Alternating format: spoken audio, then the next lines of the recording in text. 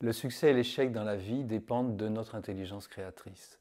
Et cette intelligence créatrice va nous permettre de transformer tous les éléments de notre vie en nous appuyant sur les éléments de la vie pour avancer sur la créativité. Dans le monde aujourd'hui, nous abandonnons souvent nos capacités de réflexion à des gadgets et nos maisons sont de plus en plus remplies d'objets et nous croyons qu'ils vont nous aider alors qu'ils nous empêchent de réfléchir. L'unique façon de progresser dans la vie, c'est de pratiquer la méditation. Autrement, nous devenons esclaves et pour sortir de cet esclavage, la pratique de la méditation va beaucoup nous aider.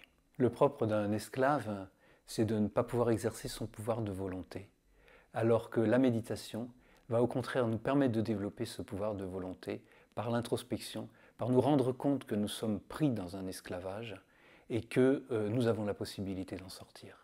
Nous avons en nous une immense capacité de bonté, de foi, de capacité que nous ne savons pas utiliser. Et c'est par la méditation que nous pouvons arriver à développer ces capacités qui sont en nous, qui sont endormies, et il nous appartient de les révéler.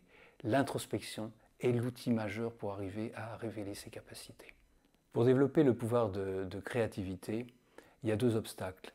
L'obstacle, c'est un attachement excessif au passé et une crainte excessive de l'avenir.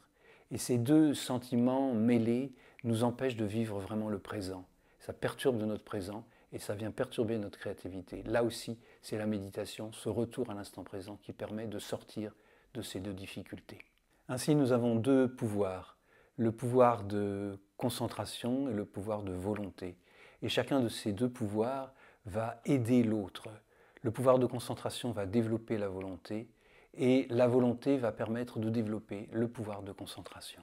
Ces deux pouvoirs sont les éléments majeurs pour développer l'intelligence créative et pour éloigner les mauvaises pensées. Nous avons trop souvent l'habitude de nous appuyer sur les mauvaises pensées alors que nous avons une capacité en nous de développer les bonnes pensées.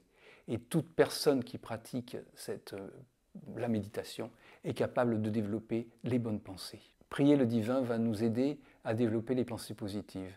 Nous tourner vers le divin nous permet de nous réfugier en lui et d'échapper à toutes les pensées négatives.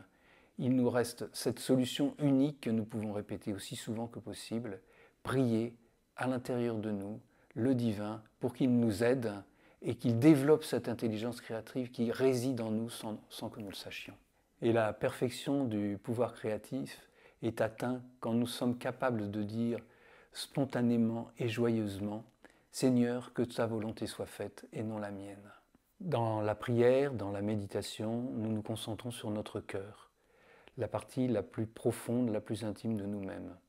C'est là où se situe la conscience et la présence de l'absolu. Et c'est là que nous allons trouver notre force pour développer cette intelligence créative. C'est l'union de l'intelligence et du cœur. L'intelligence est guidée par le cœur. Par la pratique de la prière et de la méditation, de la répétition des noms divins, nous devenons invincibles. Nous acquérons la force du divin et nous ne sommes plus faibles. Nous devenons forts. Tout ce qui était nos faiblesses avant a disparu. Et plus notre pouvoir créatif est dirigé vers Dieu, plus nous devenons des humains nobles. Et cette noblesse, c'est la vertu de notre humanité. Et comme le dit le mantra Gayatri, ce mantra Gayatri qui fait partie des Védas et que les Indiens récitent le matin au lever du soleil, comme le dit le mantra Gayatri, puisse ce divin soleil nous illuminer, puisse-t-il illuminer nos intelligences.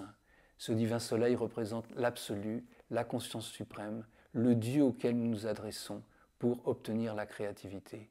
Puisse-t-il stimuler nos intelligences.